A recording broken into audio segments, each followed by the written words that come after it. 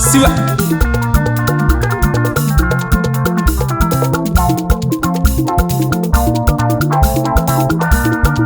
Ijele.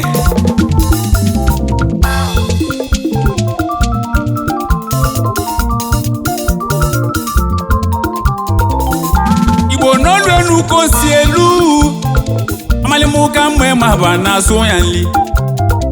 Malugo n'ebe jelu mba natago odumodu nweze eno yo manua.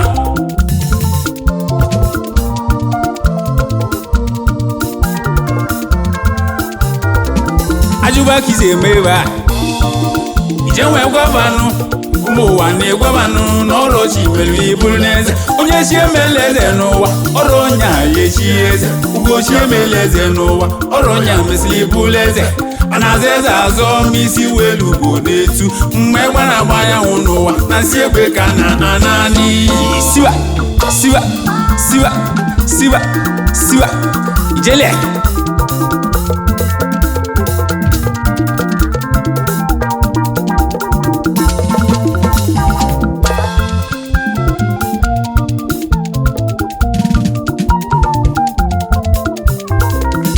Abo mmadụ na-eme onwe iwe ọbụ mmiri gbọbụrụ ọchụgbo kelie n'ọcha ilozogo na enwere nnọọ mmanwụ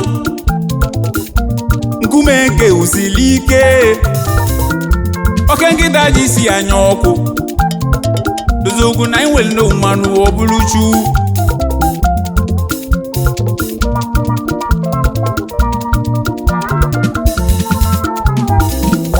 Chukwu na-enere anya n'iru when agozi ndị nke enu nọ ọ na-enere anya n'azụ ka ọ malimo ya dị mma n'obi ma ọ bụrụ na ọ chọghị ma ọ bụ mmere n'aka ya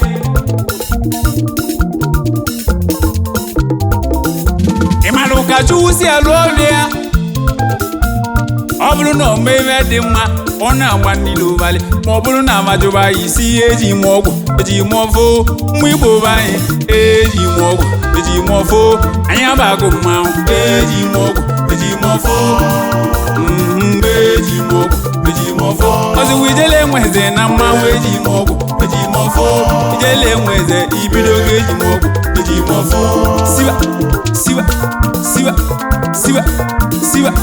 siwa jele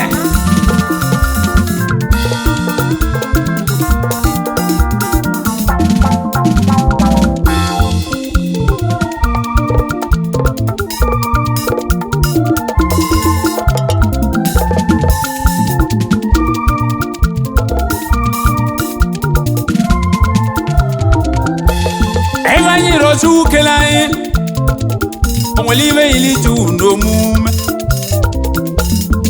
onye ya bụ n'enu ụwa mmadụ sie ka ọ dị n'aka onye ji ụwa n'aka ya ọdọchukwu mazili esi niile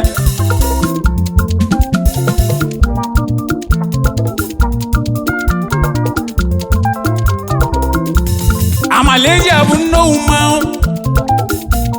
amaleji eje ya enwe tulupu asị m mgbakala ma lụ ọzọ ọkwa ịma n'ọzụ ya na aka ji nwa gụrụ anya aka mana na ebubagụ na-eche agụ nche n'enu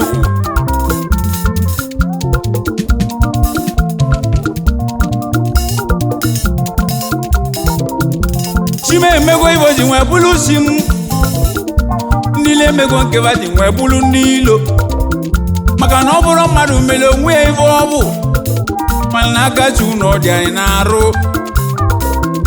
ọsọ nwe Chim n'iru si azụ na Chim n'azụ si iru na obele egbu m ya egbu n'onwe ya ọsọ nwe Chim n'iru si azụ na siwa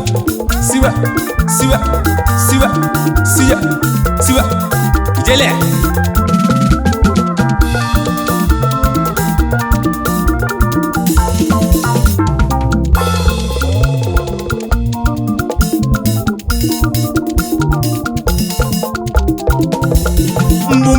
na chanta anyị malụ n'okwu a na-agbara mmiri n'enu anyị ma na akụvezi a n'enu wọdala ma onye bụla ama mesịrị onu ụlọ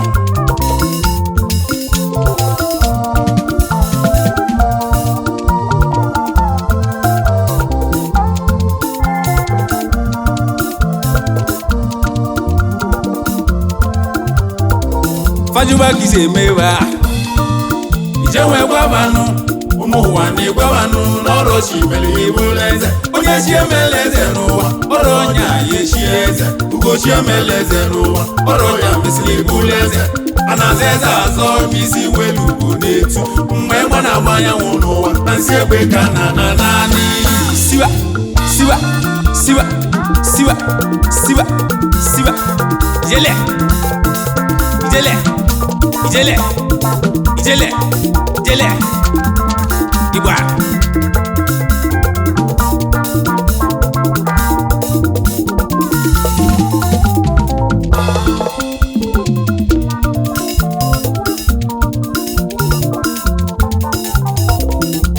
oke igba meili mu jebe n'Imo City nwe fu onye ọma osodie makụ nnọọ onye ọma chala ugo nwanya ambana Miriam osi igwe ugo chala she nwere osusu ncha gosi mba meke na-eyi mmọrọ ezi nwanya na-atụ rie n'iru Miriam nugo gị ashago onye ọma mma nwoke na-eyi n'ụwa bụrụ onye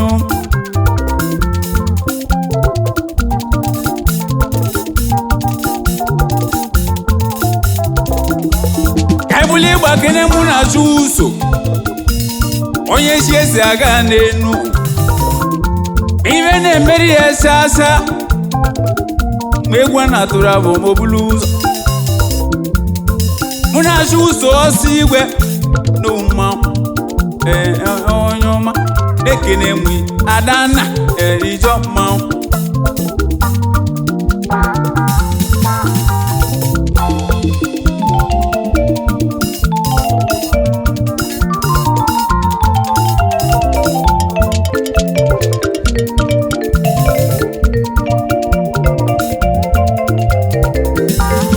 ekene ebe chiwe bụ ka ibu osi igwe ebe na-aja so na nnukwu mmanwụ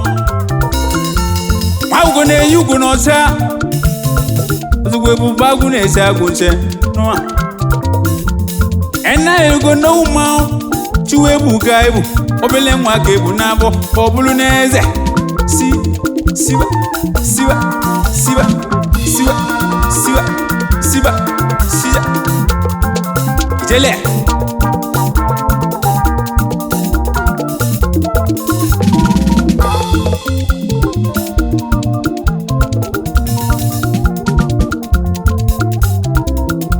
ọkụ igbo onye na-eche agbagote ego chakwa n'ụzọ siwa n'ijọ mmanwụ cha n'ụzọ n'ijọ mmanwụ abalị m ijọ mmanwụ ijọ mmanwụ cha n'ụzọ n'ijọ mmanwụ siwa ijọ mmanwụ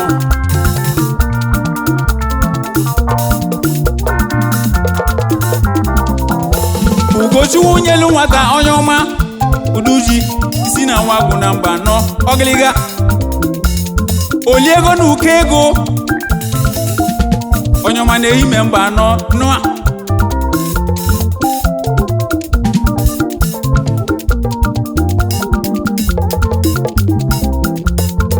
ihe maka ji ugbo maọgwụ isi kala aka na-echi n'eze CEO Blessed Empire Autos na New Jersey na United States of America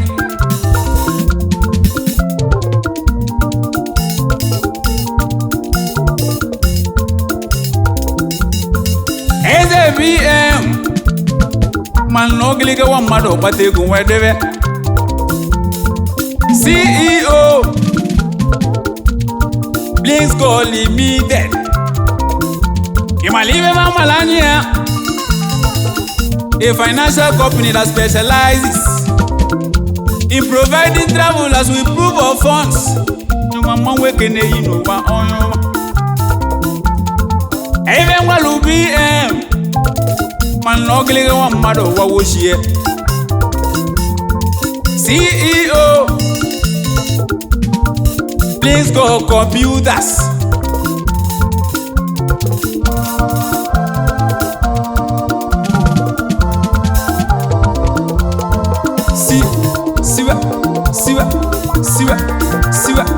Siwa, jele.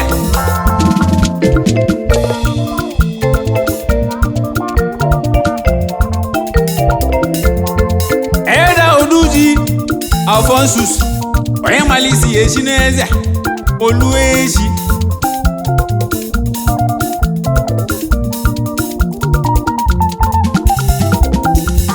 Amalusi angene kulu nwo.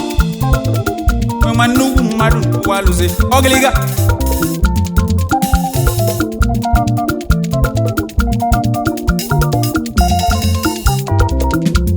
Emana kebu shonwa Alphonsus madu ogeji nwe kalia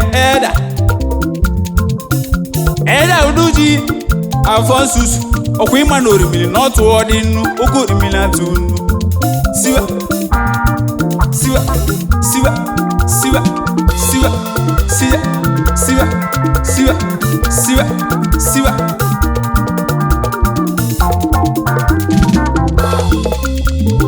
Obalumoneze nonyeza bagotego onye ya bezege sina chukwu Obalumoneze nonyeza bagotego onye ya bezege sina chukwu Obalumoneze nonyeza bagotego onye ya bezege sina chukwu Obalumoneze nonyeza bagotego onye ya bezege sina chukwu Iba bolu ni muharuji Origina Odikasi bwede kuro Aba wedi case Mwaya Anesi onye mweli bobongo Ugebero nata Ubenoi Emunu no eklive Kenelu no mwaneze shantali Wagone yugo nocha Aive shikelu watobulu Makagu batobya mbada waluoso Obalumoneze nonyeza bagotego onye ya bezege sina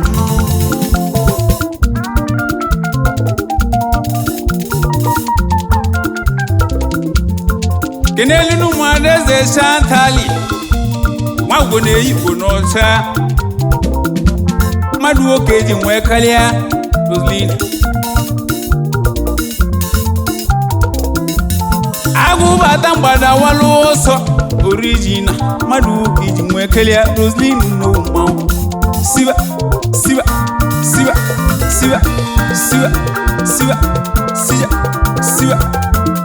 Jele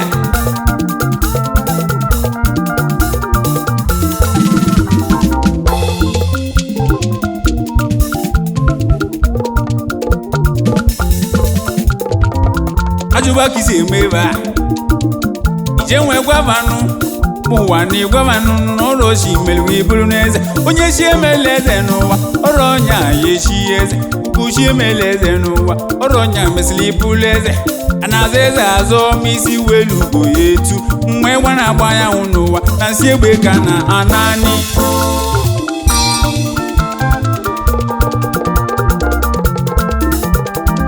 Siwa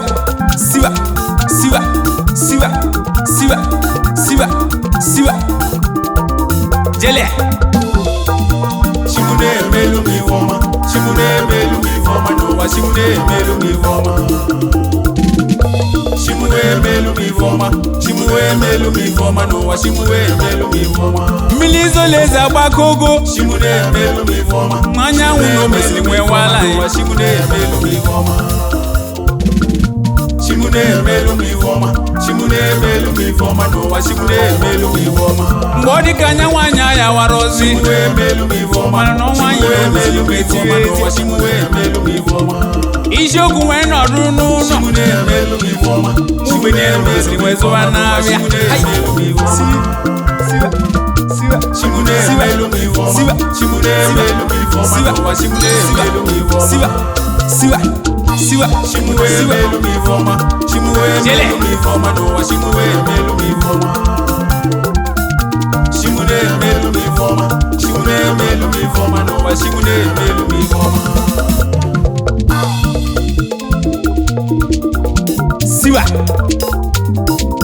Ajuba kise meba. Ijewe gwabanu. Ụwa ni gwabanu n'ọrụ chimele ibuleze. Onye chiemeleze n'ụwa ọrụ ọnya yechi eze. Ugo chiemeleze n'ụwa ọrụ ọnya mesili ibuleze. Anazeze azọ n'isi welu oyetu. Mgbe gbana agbanyanwụ n'ụwa na si ebe ka na naanị. Siwa.